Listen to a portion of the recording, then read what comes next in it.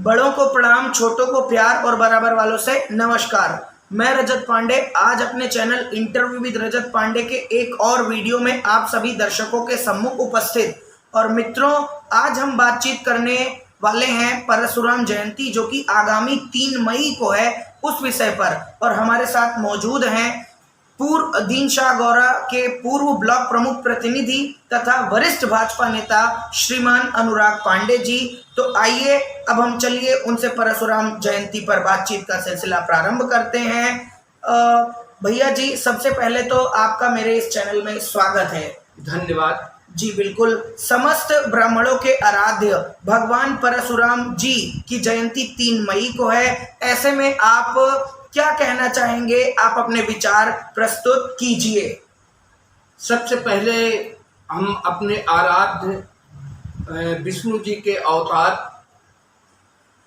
परशुराम जी की जयंती पर अपने जनपद के समस्त ब्राह्मण परिवारों को हार्दिक शुभकामनाएं देना चाहते हैं, बधाइयां देना चाहते हैं और ये आग्रह करना चाहते हैं अपने सभी ब्राह्मण परिवारों से कि ये हम लोगों का सौभाग्य है कि हमारे कुल में जन्मे, जिनको ब्राह्मण समाज की ख्याति प्राप्त हुई, जिन्होंने पूरे विश्व में धर्म को जगाने का काम किया, पूरे विश्व में मानव की रक्षा करने का काम किया, ऐसे आराध्य अपने भगवान परशुराम जी के जयंती को उल्लास के साथ मनाने का काम करे। हम ये नहीं कहते हैं कि कार्यक्रम बड़ा होना चाहिए, कार्यक्रम का स्वरूप कैसा होना चाहिए।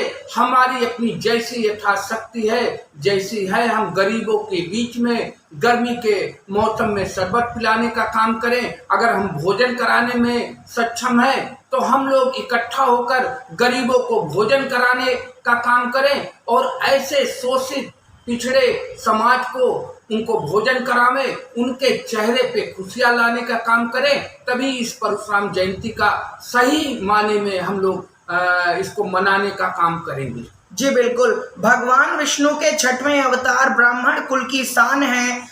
फरसाधारी देव हमारे भगवान परशुराम हैं। और इसके अलावा एक और प्रश्न भैया जी आपसे कि आपके अनुसार भगवान परशुराम की कौन सी आदतें प्रत्येक मानव को अपने जीवन में धारण करनी चाहिए? देखिए, भगवान परशुराम विष्णु जी के अवतार थे और जब जब धरती पर किसी तरह का अन्याय, किसी तरह के, आपने देखा होगा जब भगवान राम ने दानों शक्तियां बढ़ गई थी, तमाम धर्माचार्य, तमाम ऋषि हवन और यज्ञ नहीं कर पाते थे, तो उस समय के पापों का अंत करने के लिए भगवान राम ने भी युद्ध लड़ने का काम किया। और जो असुर शक्ति सबसे बड़ी थी उस समय, रावण को भी उन्होंने उस कृत्य को रोकने के लिए उनसे भी युद्ध करने का काम किया और उनको भी नष्ट करने का काम किया। जब जब धरती पर पाप बढ़ता है तो किसी न किसी रूप में भगवान जन्म लेते हैं और वो उसी रूप में, जब विष्णु जी के अवतार के रूप में धरती पर पुनः पाप बढ़ने लगा तो विष्णु जी के अवतार के रूप में भगवान परशुराम जी ने अवतार लिया और उन्होंने उस समय जितने भी गलत कार्य हो रहे थे मानव जात के लिए, उसको समाप्त करने का बीड़ा उठाया और उसको पूरे जनमानस को संतृप्त करने का काम किया। ऐसे भगवान परशुराम जी के जयंती पर हम पुनः सभी को, अपने जनपद वासियों को बहुत बहुत बधाइयां देते हैं। जी बिल्कुल। जैसा कि अभी आपने श्री राम जी का जिक्र किया तो एक दोहा मुझे याद आता हुआ रामायण से कि जब राम जी और परशुराम का संवाद चल रहा था तो उस समय एक दोहा मुझे याद आता हुआ कि राम मात्र लघु नाम हमारा, परशु सहित बड़ नाम तुम्हारा। और एक और प्रश्न दिमाग में आता हुआ, मेरा प्रश्न है मौजूदा सरकार से। तो क्या मौजूदा सरकार में ब्राह्मण समाज की उपेक्षा हो रही है? इस विषय पर आप अपने मंतव्य प्रस्तुत कीजिए। नहीं, ऐसा नहीं है। आज सन 2014 से जब देश के प्रधानमंत्री आदरणीय मोदी जी ने देश को एक मजबूती के साथ आगे बढ़ाने का काम किया और जब सन 2017 में भाजपा ने उत्तर प्रदेश में 14 साल बाद ये मन बनाया कि अब प्रदेश में भी सरकार बनानी है और लोगों को राहत देनी है और लोगों की समस्याओं को दूर करना है, तो भारतीय जनता पार्टी ने एक नारा दिया, सबका साथ, सबका विकास और सबका विश्वास। उसी क्रम में वो चुनाव लड़ी, जनता के बीच में गई, जनता ने उसको 300 से अधिक सीटें देकर उत्तर प्रदेश में भारतीय जनता पार्टी की सरकार बनाने का काम किया। और जब भारतीय जनता पार्टी की सरकार ने उत्तर प्रदेश में काम करना शुरू किया तो उसने एक ही मुद्दे पर उत्तर प्रदेश में सरकार चलाने का काम किया। उसने पूरी सरकार में केवल 2 समुदाय में बांटा, एक अपराधी, दूसरा शरीफ व्यक्ति। अपराधी की जात क्या होती है ये सभी लोगों को मालूम है। अपराधी अपराधी होता है, अपराधी की कोई जात नहीं होती है। और हमारे प्रदेश के मुख्यमंत्री आदित्यनाथ योगी जी ने निष्पक्ष भाव से सन 2017 में सरकार को चलाया और ये आज पूरे उत्तर प्रदेश को मालूम है कि ये इतिहास का पहला कार्यकाल है कि आज उत्तर प्रदेश अपराध मुक्त है, अपराधी मुक्त है। या तो अपराधी जेल में है या तो अपराधी ने अपराध छोड़ देने का काम किया है। आज आप देख रहे होंगे चाहे गांव से लेकर शहर तक कोई अपराधी किसी भी शरीफ व्यक्ति को परेशान करने की हिम्मत नहीं कर पा रहा है। यह आज उत्तर प्रदेश में भारतीय जनता पार्टी की सरकार में उनके नेतृत्व में हुआ। ये बात सही है कि हमारी कुछ विपक्ष की पार्टियों ने तमाम मुद्दे उठाए जिसको जात पर उठाने का काम किया। अभी आपने सुना होगा एक बिकरू कांड हुआ था। बिकरू कांड में उन्होंने कहा कि विकास दुबे की हत्या गलत की गई। मैं पूछना चाहता हूं ऐसे लोगों से, क्या वो उसने अपराध नहीं किया था? आप उस क्षेत्र में जाइए, क्योंकि उस क्षेत्र में हमारा भी जाना होता है। वहां पर अधिकतर ब्राह्मण समाज के लोग उससे परेशान थे, जो रंगदारी लेने का काम करता था, गरीब ब्राह्मण परिवार की जमीनों को हड़पने का काम करता था, गरीब परिवार को शोषित करने का काम करता था और उसने एक आतंक का माहौल बना रखा था। ऐसा आप कैसे कह सकते हैं? ऐसे कई उस घटना में कई ब्राह्मण परिवार के अधिकारी क्या वहां पे सीओ-सीटी मारे गए? उस हत्याकांड में क्या वो ब्राह्मण परिवार के नहीं थे? उनका क्या दोष था?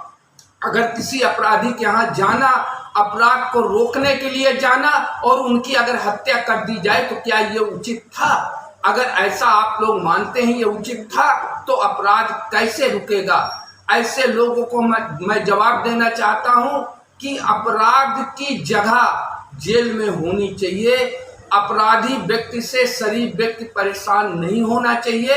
मैं इस चीज के लिए सरकार को बहुत बहुत धन्यवाद देता हूं और बताना चाहता हूं कहां पे हमारी सरकार में ब्राह्मण समाज का तिरस्कार किया जा रहा।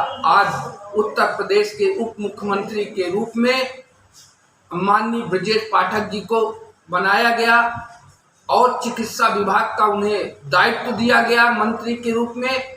आज वो पूरे प्रदेश में ब्राह्मणों का नेतृत्व कर रहे हैं। कहाँ ब्राह्मण समाज को उपेक्षा की गई? आज उत्तर प्रदेश में सन 2022 के चुनाव में उन्होंने 58 सीटें ब्राह्मण समाज के लोगों को दिया।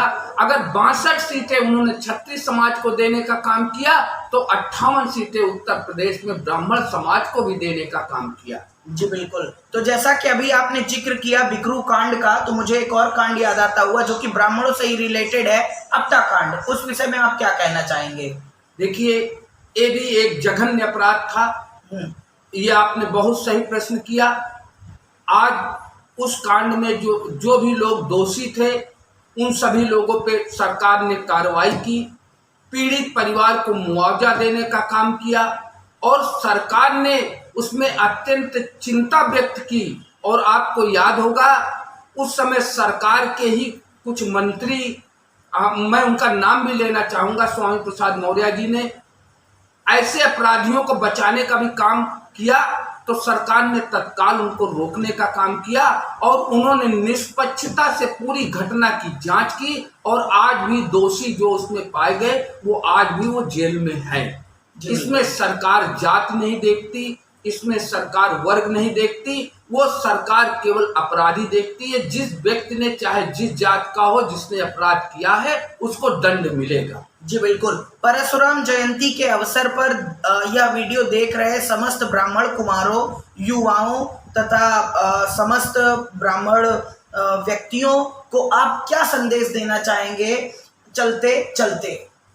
देखिए, कोई भी समाज में तभी काम कर सकता है जब उसमें एकता हो। एकता परिवार से शुरू होती है।